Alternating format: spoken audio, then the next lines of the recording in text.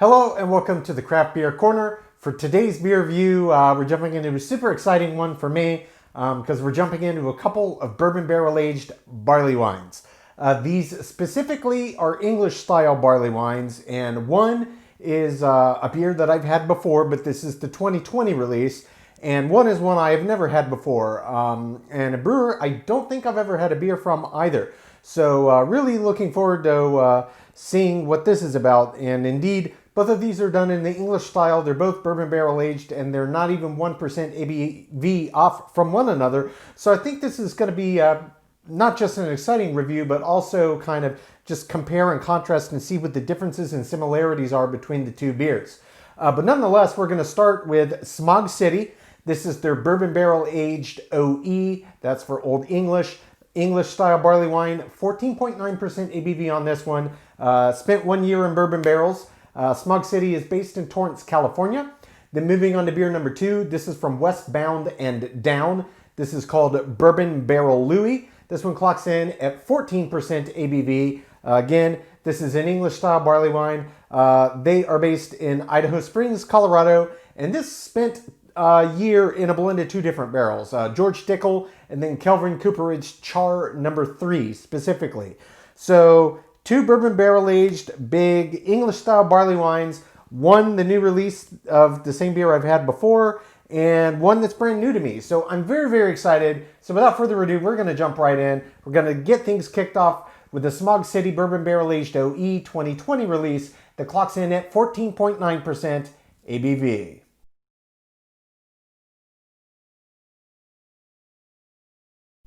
All right, jumping into the first beer of today's Bourbon Barrel Aged Barley Wine review, we have got Smog City's Bourbon Barrel Aged O.E. 2020 release. This is an Old English style barley wine, 14.9% ABV. They are based in Torrance, California. This was aged for 1 year in bourbon barrels. On this specific beer, I'm not sure which bourbon barrels that they used, but I do remember when I had this last year, whatever it was quite nice. So I'm going to be, aside from looking at just kind of compare, contrast English style barley wines, not even 1 ABV apart from 2 different brewers of the same sub-style, the English style, it's going to be interesting for me to compare this when I get through it and go back to my tasting notes from the 2019 release just to see if they changed anything or if it's super consistent. Nonetheless, label art, same as last time. It's got this very dark kind of charcoal color with a copper kind of foil on there. Got the Smog City little tree up on the top. Looks quite nice. That's the extent, and we got our trusty pointy bottle cap opener since this is wax tipped. Oh wow, this is coming off effortlessly. So just gonna finish scoring. Yeah, that really got up under there and dug in, no problem. Move that out of the way. See if we can just get this on the first go. Not quite. Wax on the top is pretty thick, but we did get it scored perfectly all the way around on the first crack. So looks quite nice. Just going to clean around, make sure there's no straggling bits of wax that are close to releasing so I don't get wax down in my beer. Not the end of the world, but I prefer to not get it in there. So we got this bad boy cracked. We're going to get this poured right in the glass. Oh yeah. We got us a pretty classic barley wine color here. This nice kind of caramelly color that I know and love quite well. All right, stop right there. Visually, yep, this is very much caramelly. Actually, this one might be just a little bit lighter than your average barley wine. This is true, almost kind of butterscotch kind of color. Just it's quite thicker, obviously, in the glass. It's but it's on the lighter side of that kind of tan brown spectrum. In terms of pungency of aroma, as you might expect, it's a barley wine and it's bourbon barrel aged. So I can smell it immediately as I started to pour it. I could smell it. I'm a good 1.5 feet away from that glass. So let's get right up on it and see what it smells like. Oh yeah, that bourbon comes off very strongly. There's even a little bit of booziness, a little bit of a bite, a little bit of a burn to the nose on that. And this one, very caramelly. A lot of figs coming through. There's even a little bit of kind of an apricot and very kind of fruity forward accent to this. And elements of it on the nose are putting me in mind of apple cider without it smelling too appley. but it's got a lot of these interesting elements to it. So there's quite a good bit that I would expect to find on the nose of a barley wine, and certainly the bourbon makes its presence quite clear. But then there's some other interesting aromas that I picked up in this that are less common. Doesn't necessarily mean the flavor profile is going to be exactly what I picked up on the aroma, but they tend to be relatively close in a barley wine. In terms of effervescence in the head, barley wines are all over the board.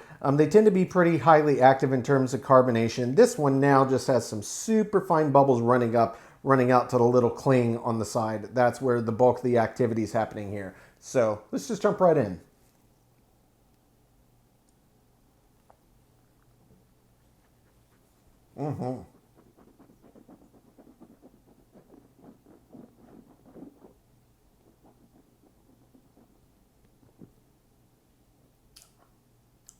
Oh, yeah. Oh, that is a big, big beer. It really is. Oh, this is classic. Really fantastic. This is taking me back. If I'm thinking, because it hasn't been that long, because I had my 2019 release relatively near the end of 2019. It hasn't been that long since I had this one. And barley wines I tend to remember pretty clearly, as it's my favorite beer style, and it's not something you drink every day. This one, aroma-wise, a little bit different than the 2019 to the best of my recollection. Flavor-wise, I remember this flavor immediately upon drinking it. It's got this classic barley wine formula to it, and really, the first thing you notice on sip, it's bourbon barrel aged. That is evident. That is prevalent. That does hit you up front. Then immediately, and this is where my brain really went, because this is one that in particular I thought this, just the ribbons of caramel and toffee flavor that come out of this malt bill. In this one, it's massive, absolutely massive. And yes, there is still this nice underlying fruity side to it. There's some rich fruit, there's some figs, and indeed, as I picked up on the aroma as well, there is this kind of apricot and other assorted stone fruit flavor that comes through. This one, little bit of a raisiny bit to it too, kind of pairs well with that kind of fig side. But overwhelmingly, it's very bourbon and malt bill side that's relatively common, toffee and caramel. That's the big ones. The kind of fruit notes are kind of tertiary to those. So it's really bourbon, coffee, I always say coffee, bourbon, toffee slash caramel, and then kind of the stone fruit and other assorted fruit are kind of tertiary. So in that order, and that's how it comes bam, bam, bam. In terms of length of the finish on this one, as you might expect, it's a bourbon barrel aged beer, so the flavor does really, really linger. Aside from the bourbon, really what's kind of lingering around is that just intensity of the caramel and the toffee notes that are sticking about. Those are kind of the big, big ones. It's definitely got a longer than average barley wine finish. The bulk of that is coming from the bourbon barrel, but make no mistake, the intensity of flavors in this base beer anyway, without the barrel even being in the equation, is quite intense, and it would have a much longer finish than your average barley wine. I'm going to jump back up for another sip and see if there's anything else I can pick up on second sip, see how it intensifies, and I want to think about this body and mouthfeel.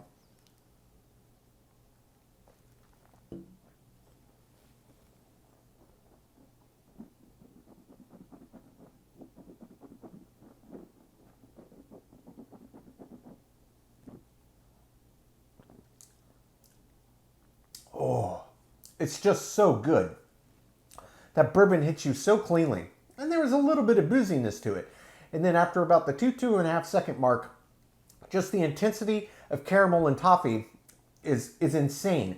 And that really lasts a good anywhere from 5 to 10 seconds on that intensity. And then it starts to back off. And that's really where these kind of underlying fruit accents are coming from.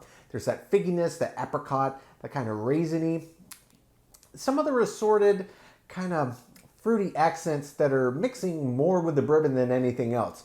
The bourbon on this one does put a little bit of a vanilla twist, and that seems to be binding itself mostly to that kind of caramel and toffee side of this beer drinking experience. So it's almost, it's a really nice way to have it present itself in a beer, because it's almost like somebody just vanillaed your toffee or made vanilla caramel, and it's really, really delicious. It pairs so well in this beer, and the flavor complexity is just tremendous.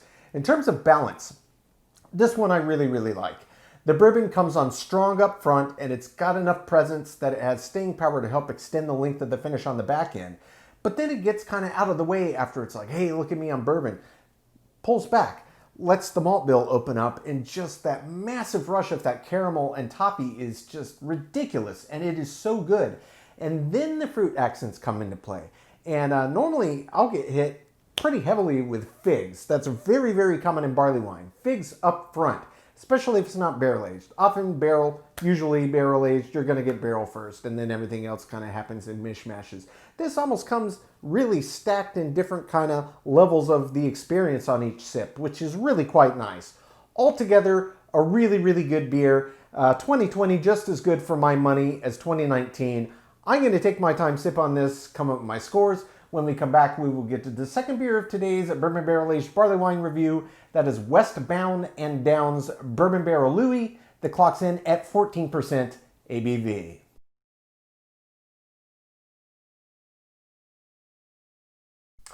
Okay, now jumping into the second beer of today's barley wine review, and Bourbon Barrel Aged at that. We have got Westbound and Down's Bourbon Barrel Aged Louie. This one clocks in a little bit lower ABV at 14%.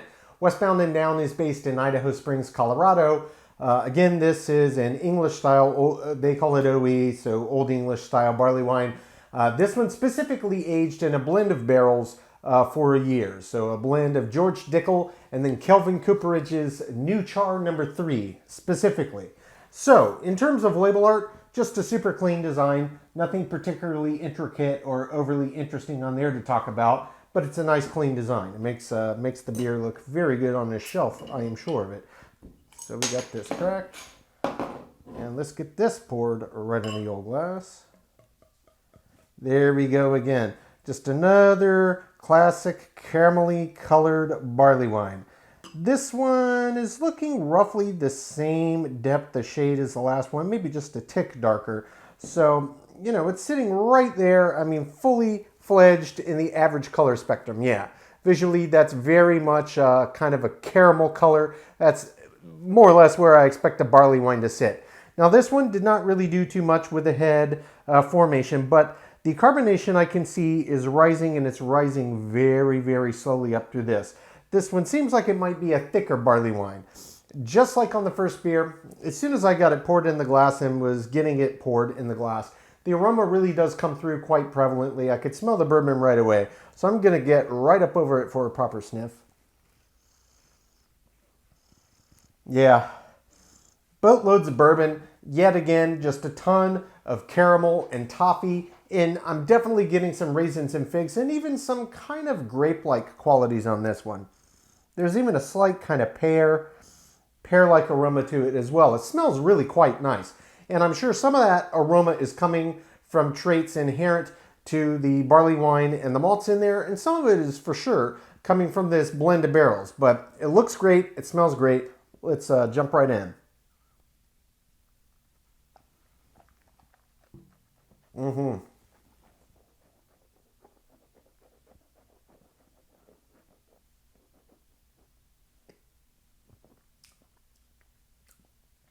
Oh yeah, that's a nice beer. Okay, so up front, the first thing that I noticed immediately as I was agitating around the palate was, I said that carbonation is moving up very slowly, like it seems quite thick. Indeed, this is a very resistant beer. The mouthfeel on this one is quite thick, quite viscous. The body doesn't feel overtly heavy, but it does feel heavier than your average barley wine to be certain. It's got a nice breadth to it, and an even more impressive, almost chewy in its viscosity mouthfeel, which is quite rare for a barley wine, but I think it totally works. It's nice, and the mouthfeel really does match the body. The second thing I noticed right away, as is typical barrel-aged beer, you do get that bourbon up front. There's that bourbon sense.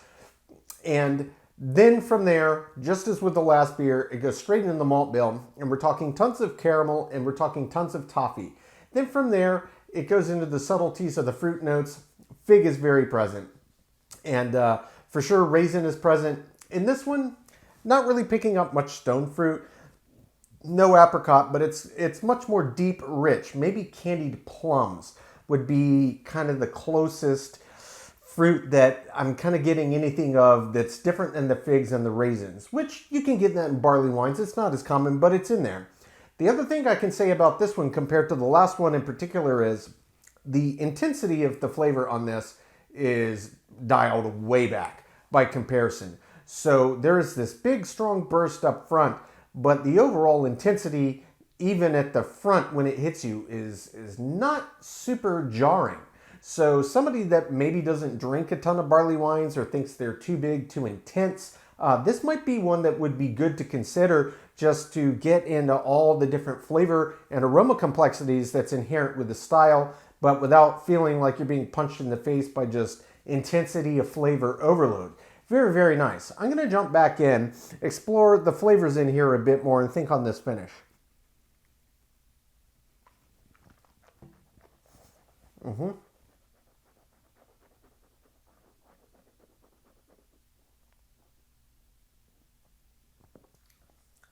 Bourbon right up front. As there's a little bit of booziness, a slight suggestion of sweetness.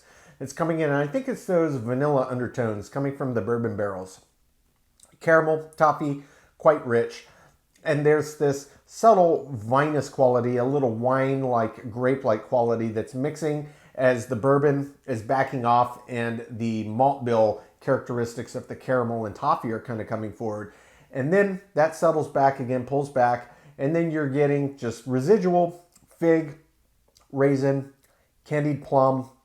There's really not much else I'm getting in this one. There's not a ton of different stone fruit. There's not a lot of interweaving. So it's similar to the last beer in the respect that it goes in kind of the same order of what you get, and it's kind of a intense pullback, next one, intense pullback, next one, intense pullback, next one.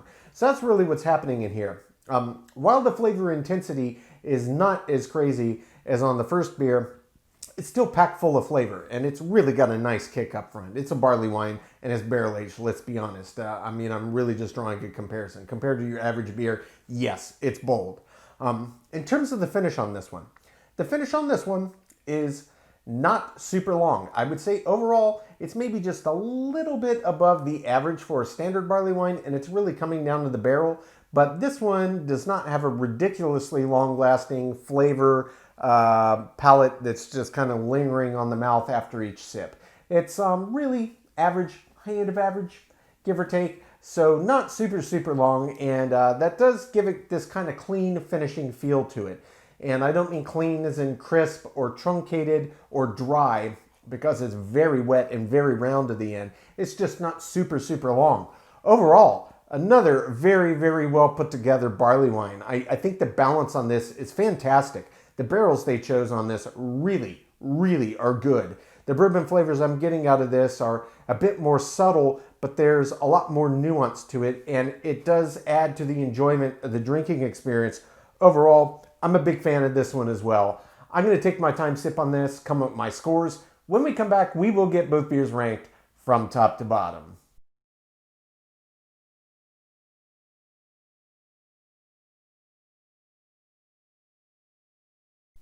Okay, now that we've gotten to enjoy both beers, we're going to get them ranked, starting with the Smog City Brewing Company's Bourbon Barrel-Aged O.E. Barley wine, 14.9% ABV on this one. Smog City is based in Torrance, California. This one was specifically barrel-aged for 1 year in bourbon barrels. Okay, so starting with the aroma. As you might expect from a bourbon barrel-aged beer, let alone a barley wine, the aroma was quite intense. The bourbon really came through quite strongly. There was a good bit of undercurrent you could really pick up of those classic barley wine aromas as well. Overall, it was very nice, good bit of pungency on there. I give it a 9 out of 10. For the taste. Taste on this was fantastic. It's, this is the 2020 release. I had the 2019 release. The beers were not completely identical, but very similar. So they keep their beer very consistent. This I thought was absolutely as good as last year's. The bourbon, very present up front. Tons of layers of flavor. We're talking figs, we're talking raisins, talking caramel, toffee, the whole 9 yards. And it was just all in there. Exactly what you would hope to find. Taste gets a 10 out of 10. For the body, 14.9% is a high ABV on a barley wine or any style of beer. The body on this beer did have a ton of breadth, but for pushing 15%, it wasn't quite as robust as I expected. Didn't miss the mark by much, but not quite there for me. Gets a 9 out of 10. For the mouthfeel. Mouthfeel on the other story, it was everything I expected and then some. Barley wines can be all over the board, but we're talking a nearly 15% ABV on a beer here. There was a ton of resistance, a ton of thickness to it, which really went in tandem with that nice heavy body, but the beer really felt like it had proper presence. Mouthfeel, 10 out of 10. For the finish. Finish on this beer was quite long, significantly longer than your average beer. This is a barley wine and it's barrel aged at that.